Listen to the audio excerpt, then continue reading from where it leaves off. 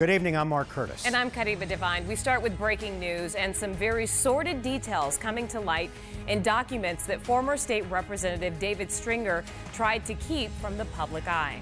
Team 12's Bram Resnick going over those documents all afternoon. He joins us now with that story. And Bram, it's pretty shocking. It really is, Mark. For the first time, we're seeing documents that former Republican Representative David Stringer didn't want us to see. Charges that the man teenage boys knew as Mr. Dave cruised Baltimore parks in the early 80s and paid them for sex. One of those boys, police reports say, was mentally disabled. We do want to warn you, some of the details in these reports are graphic. Less than 24 hours after Republican Representative David Stringer quit, the Arizona House Ethics Committee released 400 pages of documents on Stringer gathered by investigators. These 36-year-old handwritten reports by Baltimore cops tell a very disturbing story.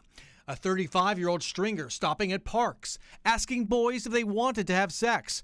Once inside Stringer's apartment, they went to the bedroom where Stringer performed a sex act on them and asked them to do it to him.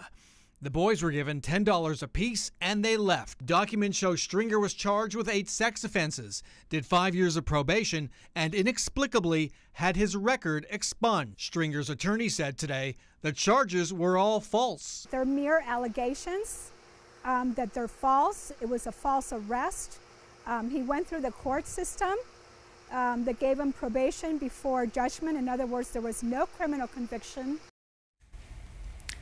And according to the investigative documents, one of Stringer's alleged victims went on to become a sex offender himself. Let's send it back to you.